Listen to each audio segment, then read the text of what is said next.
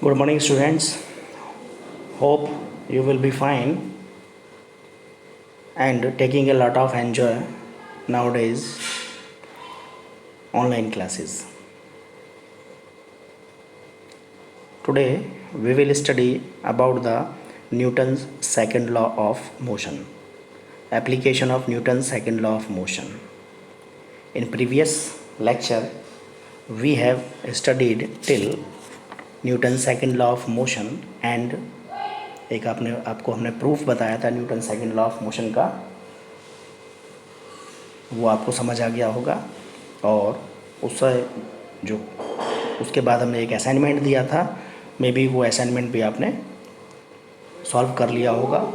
यदि उससे रिलेटेड अगर कोई प्रॉब्लम है तो आप मेरे व्हाट्सएप नंबर पर व्हाट्सएप करके पूछ सकते हैं। Now let's see the application of Newton second law of motion. सबसे पहला एप्लीकेशन है कैचिंग ए क्रिकेट बॉल। देखो, जो क्रिकेट का गेम होता है, एक बैट्समैन बॉल को हिट करता है और जो फील्डर होता है वो उसको अगर कैच करने की कोशिश करता है तो वो अपने हाथों को क्या करता है, थोड़ा पीछे की तरफ लेकर के जाता है। ऐसा क्यों होता है, चलिए मैं बताता हूँ आपको। क्वेश्चन है आपका, to catch a fast cricket ball player pull his hands backward. क्यों ऐसा करता है? To prevent injury to his hands by doing so. वह ऐसा करके क्या करता है, अब उसके हाथों में जो चोट लगती है उस चोट को बचाने के लिए वो ऐसा करता है कि अपने हाथों को थोड़ा सा पीछे की तरफ खींच लेता है। And the player increase the time. तो यहाँ क्या करता है, थोड़ा सा टाइम भी, चूँकि पीछे को हाथ करेगा और टाइम मिल जाएगा उसको कैच को लपकने के लिए। Player increase the time during which high velocity of the acceleration of the ball. और एक्सेलरेशन का फॉर्मूला आपको पता है क्या होता है, A is equal to V minus you upon T is decreased. तो वो जब टाइम को क्या करता है, चूँकि टाइम क्या है, इन्वर्सली प्रोपोर्शनल है फॉर्मूले के अंदर, तो यानी अगर वो समय को बढ़ाएगा तो एक्सेलरेशन क्या होगा, कम होगा। फॉर्मूले से आप देखें, ए बराबर v minus you upon t. T को यदि क्या करेगा, समय को बढ़ाएगा तो एक्सेलरेशन क्या होगा, कम होगा। क्यों कम होगा? क्योंकि टाइम इस फॉर्मूले में एक्सेलरेशन के इन्वर्सली प्रोपोर्शनल है। And therefore the impact of catching the fast ball is reduced. इसलिए जो इम्पैक्ट है, उसका जो प्रभाव है वो क्या होता है, कम हो जाता है। And the player has to apply a smaller force against the ball in order to stop it. और जो खिलाड़ी होता है वो उसके ऊपर हल्का सा फोर्स भी लगाता है उसको रोकने के लिए। In turn exert a smaller force on his hand and the hands are not injured, जिसके कारण से उसके हाथ में चोट नहीं लगती है। तो this one is the first application of Newton second law. Now in the case of second application, ये इससे किससे रिलेटेड है, हाई जंप, जो कि किसका इवेंट होता है, एथलेटिक इवेंट होता है। एथलेटिक इवेंट में आपने देखा होगा कि जब हाई जंप करते हैं तो जो खिलाड़ी होते हैं वो या तो किसका प्रयोग करते हैं, गद्दे का प्रयोग करते हैं या रेत का। यानी in the athletic event of high jump the athletes are made to fall either on a cushion bed और ऑन सैंड बेड। वाई? इसका भी आंसर है कि this is done to avoid injury to athlete falling on a cushion bed और on a sand bed will increase the time during which high velocity of the athlete would be reduced. यहाँ भी क्या कर रहा है, वो अपने समय को बढ़ा रहा है तो उसकी वेलोसिटी क्या हो जाएगी, रिड्यूस्ड होकर के जीरो हो जाएगी। This would decrease the rate of change of momentum of the athlete, जिसके कारण से चूँकि उसकी वेलोसिटी जीरो हो जाएगी तो उसका मोमेंटम भी क्या कम हो जाएगा, कम हो जाएगा और उसको चोट नहीं लगेगी। Now the third application is use of seat belt in car. Nowadays you notice that in modern car there is a seat belt to provide our safety. Why? Question है, why is it advised to wear a seat belt in a moving car? जब हम car को चलाते हैं तो हमें seat belt पहनने की सलाह क्यों दी जाती है? और आपने देखा होगा कि सीट बेल्ट अगर हम नहीं पहने हुए होते हैं तो उसका जुर्माना भी होता है। तो क्यों पहनी जाती है? वो हमारी सुरक्षा के लिए ऐसा होता है। Due to the inertia of our body, हमारा जो इनर्शिया है बॉडी का, we might fall backward when the car started from the rest and forward when brakes are applied to stop. जब हम गाड़ी के अंदर बैठे होते हैं तो अचानक हम जब गाड़ी को शुरू करते हैं तो हम पीछे की तरफ जैसे ही गाड़ी मूव करती है तो हम पीछे की तरफ गिरते हैं, और यदि हम ब्रेक अप्लाई करते हैं तो हम आगे की तरफ गिरते हैं। इस sudden application of brakes could cause injury as we might hit the panels in front.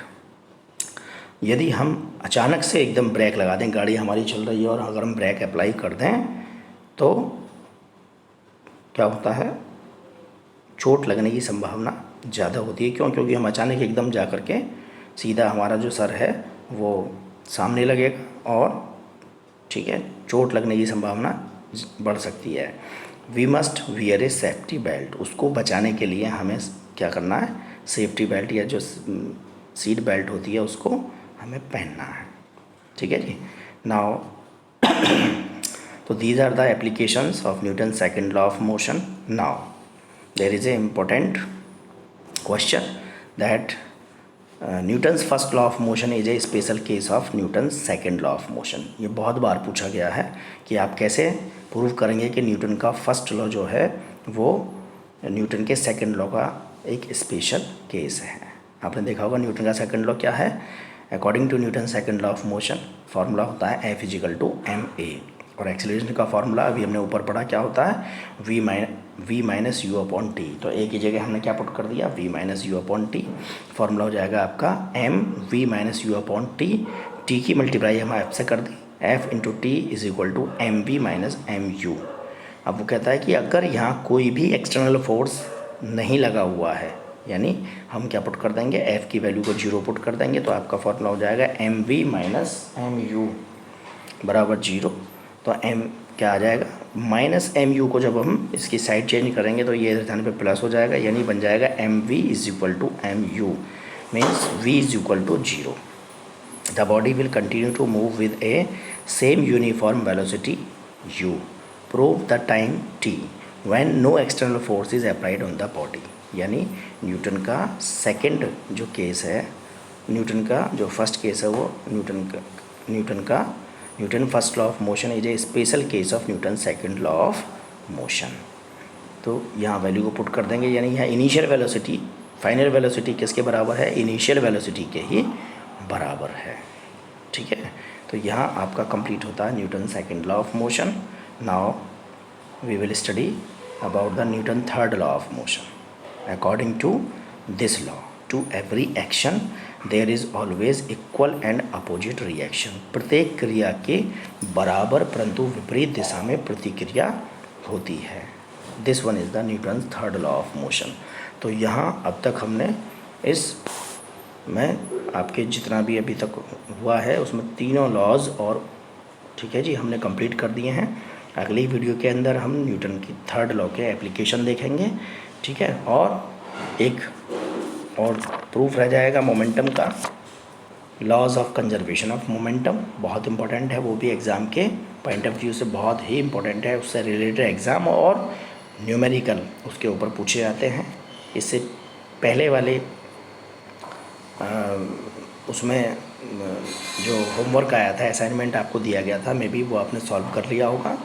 और उससे रिलेटेड यदि आपको कोई डाउट है तो आप मेरे को पूछ सकते हैं। ठीक है, और इस वीडियो में केवल इतना ही। अगला वीडियो जो होगा आपका वो applications of Newton third law of motion. मैंने इसलिए आपको बता दिया है कि आप उसको अपनी बुक से पढ़ करके तैयार रखें, और उसके बाद उसको वीडियो को देखेंगे तो आपको वो आसानी से समझ आ जाएगा। और law of conservation of momentum, ठीक है, और फिर हम उसके बाद क्या करेंगे, इस चैप्टर के न्यूमेरिकल को एक बार आपको न्यूमेरिकल कराएंगे, फिर उसका revision. Okay, thank you very much.